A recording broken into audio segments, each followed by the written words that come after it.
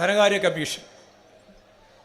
ഈ ധനകാര്യ കമ്മീഷനാണ് ആളോഹരി ഓരോ സംസ്ഥാനത്തിനും എത്രയാണ് പണം സംസ്ഥാനത്തിന് നൽകേണ്ടത്, ഭരണഘടനാപരമാണ് നൽകേണ്ടത് എന്ന് തീരുമാനിക്കുന്നത്. നമുക്ക് 10ാം ധനകാര്യ കമ്മീഷൻ്റെ ഭാഗമായിട്ട് കേരളത്തിന് അന്ന് കിട്ടിയിരുന്നത് 3.9%. ധനകാര്യ കമ്മീഷൻ്റെ ഭാഗമായിട്ട് നമുക്ക് ആളോഹരി കിട്ടിയിട്ടുള്ള കൃത്യമായിട്ടുള്ള വിഹിതം 3.9%. ഇപ്പോൾ അവസാനം വന്ന് നോക്കുമ്പോൾ ഇപ്പോൾ കിട്ടുന്നത് 1.9% മാത്രം. ഈ 2% എന്ന് പറഞ്ഞാൽ എത്രയായിരം കോടിയാണ്. ഓരോ കൊല്ലവും ഈ കേരളത്തിൽ നൽകേണ്ടുന്ന ജനങ്ങളുടെ ജനസംഖ്യാടിസ്ഥാനത്തിൽ അതിൻ്റെ ഓഹരിയായിട്ട് കാണുമ്പോൾ നമുക്ക് തരേണ്ടിയിരുന്ന എത്രയായിരം കോടി ഉറുപ്പികയാണ് യഥാർത്ഥത്തിൽ കേരളത്തിന് നൽകാതിരിക്കുന്നത്. എന്തുകൊണ്ടാണ് കേരളത്തിന് കുറച്ചത് എന്ന ചോദ്യത്തിന് അവർക്ക് ഉത്തരമുണ്ട്. നിങ്ങൾ വലിയ രീതിയിൽ മുന്നേറിയിരിക്കുകയാണ്. നിങ്ങൾ വിദ്യാഭ്യാസ മേഖലയിൽ, നിങ്ങൾ ആരോഗ്യ മേഖലയിൽ, നിങ്ങൾ വിദ്യാഭ്യാസത്തിൻ്റെ മാത്രമല്ല ഉന്നത വിദ്യാഭ്യാസത്തിൻ്റെ മേഖലയിൽ, എല്ലാ മേഖലയിലും നിങ്ങൾ 1ാം സ്ഥാനമാണ്. ശിശു സംരക്ഷണം ഉൾപ്പെടെ എല്ലാറ്റിലും നിങ്ങൾ 1ാം സ്ഥാനം. ആയുസിൻ്റെ കാര്യത്തിൽ ഉൾപ്പെടെ എല്ലാം നിങ്ങൾ 1ാം സ്ഥാനം. പിന്നെ എന്തിനാണ് നിങ്ങൾക്ക് കൂടുതൽ പണം? എന്നാൽ ഇതൊന്നും അല്ലാത്ത വളരെ പിന്നണിയിൽ കിടക്കുന്ന സംസ്ഥാനങ്ങൾക്കല്ലേ കൂടുതൽ കൊടുക്കേണ്ടത്? കേട്ടാൽ ന്യായമെന്ന് വിചാരിക്കും. നമ്മൾ മുന്നോട്ട് വന്നു എന്നുള്ളതുകൊണ്ട് മുന്നോട്ട് വന്നതിൻ്റെ പ്രശ്നമല്ലേ പിന്നെ കൈകാര്യം ചെയ്യേണ്ടത്. ആ കൈകാര്യം ചെയ്യാൻ പണം തരണ്ടേ? ആ പണം തരുന്നില്ല എന്ന് മാത്രമല്ല, അത് നിഷേധിക്കുന്നതിന് പുതിയ മാർഗം കണ്ടെത്തുകയാണ്.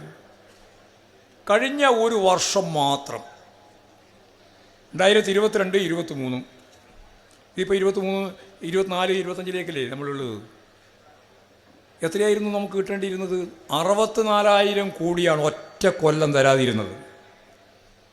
ഒരു കൊല്ലം മാത്രം കേരളം പോലുള്ള സംസ്ഥാനത്തിന് റവന്യൂ കമ്മി നികത്തുന്നതിന് വേണ്ടി നേരത്തെ പറഞ്ഞ ധനകാര്യ കമ്മീഷൻ്റെ ഭാഗമായിട്ട് കിട്ടേണ്ടത് ഉൾപ്പെടെയുള്ള കാര്യങ്ങളെല്ലാം കണക്ക് കൂട്ടി നോക്കിയാൽ 57,000 കോടി കിട്ടിയിട്ടില്ല. കേന്ദ്ര ഗവൺമെൻറ്റും സംസ്ഥാന ഗവൺമെൻറ്റും കൂടിച്ചേർന്ന് നടപ്പിലാക്കുന്ന പദ്ധതിക്ക് കിട്ടേണ്ടുന്ന വിഹിതത്തിൻ്റെ ഭാഗമായിട്ട് 7,000 കോടിയും കിട്ടിയില്ല. 57,000-ഉം 7-ഉം 64,000 കോടിയാണ് കഴിഞ്ഞ സാമ്പത്തിക വർഷം മാത്രം ഒറ്റ സാമ്പത്തിക വർഷത്തിൽ നമുക്ക് നഷ്ടമായത്. എവിടെയാണ് കേരളം നിൽക്കുക? എന്നിട്ട് ഈ കേരളം ട്രഷറി പൂട്ടാതെ വലിയ കുഴപ്പമില്ലാതെ പോകുന്നു. മുൻഗണനാ ക്രമം അനുസരിച്ച് പാവപ്പെട്ട മനുഷ്യർക്ക് കൊടുക്കേണ്ടുന്ന ക്ഷേമ പെൻഷൻ ഉൾപ്പെടെ കൊടുക്കുന്നു. പാവപ്പെട്ട ജനങ്ങൾക്ക് നൽകേണ്ടുന്ന ചെറിയ ആനുകൂല്യങ്ങൾ ഉൾപ്പെടെ വലിയ കുഴപ്പമില്ലാതെ കൊടുത്തു പോകുന്നു. കുടിശ്ശിക തീർത്തുകൊണ്ടിരിക്കുന്നു. എങ്ങനെയാണ് ഈ കേരളം മുന്നോട്ടേക്ക് പോയത്? നമ്മൾ 58% അധിക വരുമാനം മുൻ കുടിശ്ശികയുടെ ഭാഗമായിട്ട് പിരിച്ചത്. 58% എന്ന് പറഞ്ഞാൽ പകുതിയിലധികം പിരിച്ചു. അതുകൊണ്ടാണ് ട്രഷറി പൂട്ടാതിരുന്നത്. അതുകൊണ്ടാണ് കേരളത്തിലെ ധനകാര്യ മാനേജ്മെൻറ്റ് എന്തെല്ലാം പ്രശ്നം നമ്മൾ പറയുമ്പോഴും മെച്ചപ്പെട്ട രീതിയിലാണ് കേരളത്തിൽ പ്രവർത്തിക്കുന്നത്. അങ്ങനെയാണ് ഇപ്പോൾ നിലനിൽക്കുന്നത്. ഇപ്പോഴും നമ്മൾ നല്ല രീതിയിലുള്ള നികുതി പിരിവ് ഉൾപ്പെടെയുള്ള കാര്യങ്ങൾ ശ്രദ്ധിച്ച് മുന്നോട്ടേക്ക് പോവുകയാണ്. വളരെ വ്യക്തതയോടുകൂടി അധിക ചെലവൊന്നുമില്ലാതെ മുന്നോട്ടേക്ക് പോകാൻ ശ്രമിച്ചുകൊണ്ടിരിക്കുകയാണ്. അപ്പോൾ നമ്മുടെ ഗവൺമെൻറ്റിനെതിരായിട്ട് കേന്ദ്ര ഗവൺമെൻറ് ഒരു ഉപരോധം നിർത്തുകയാണ്. ഇവിടെ പറഞ്ഞില്ലേ, നമുക്ക് കടമെടുക്കുന്നത് എന്തോ വലിയ അപകടമാണെന്നാണ് ചിലർ പറഞ്ഞുകൊണ്ടിരിക്കുന്നത്. ആ ധാരണയിലുള്ളവരല്ല ഞങ്ങൾ. ദൈനംദിന ചെലവിന് വേണ്ടി കടമെടുക്കാൻ പാടില്ല. ശമ്പളം വാങ്ങാൻ വേണ്ടി കൊടുക്കാൻ വേണ്ടി കടം വാങ്ങാൻ പാടില്ല. സത്യം പറഞ്ഞാൽ കടമെടുക്കേണ്ടത് എന്തിനു വേണ്ടിയാ? മൂലധന നിക്ഷേപത്തിന് വേണ്ടി കടമെടുക്കണം. മൂലധന നിക്ഷേപത്തിന് കടമെടുക്കുക എന്ന് പറയുന്ന അർത്ഥം, ഇന്ന് മൂലധനം നിക്ഷേപിച്ചാൽ ഒരു 5 കൊല്ലം കഴിയുമ്പോഴേക്ക് 10 കൊല്ലം കഴിയുമ്പോഴേക്ക് ആ നിക്ഷേപത്തിൻ്റെ ഭാഗമായിട്ടുള്ള വരുമാനം നമുക്ക് കിട്ടിത്തുടങ്ങും. അപ്പോൾ കടം വാങ്ങി നിക്ഷേപിക്കുക, ആ നിക്ഷേപത്തിൽ നിന്ന് കൃത്യമായിട്ടുള്ള ലാഭവിഹിതത്തിലേക്ക് നമ്മൾ കടക്കുക. അതാണ് വളർച്ച.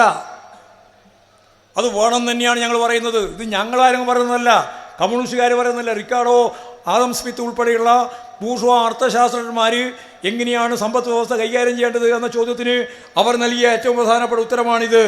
ധനമൂലധനത്തെ എങ്ങനെ വിഭജിക്കാം, ആ വിഭജിച്ച് എങ്ങനെയാണ് വികസന പ്രവർത്തനത്തിൻ്റെ ഭാഗമായി നമുക്ക് മൂലധനം സ്വരൂപിക്കുന്നതിന് വേണ്ടി കടം വാങ്ങി ഉപയോഗിക്കേണ്ടത് എന്ന കാര്യമൊന്നും മാർക്സ് പറഞ്ഞല്ല.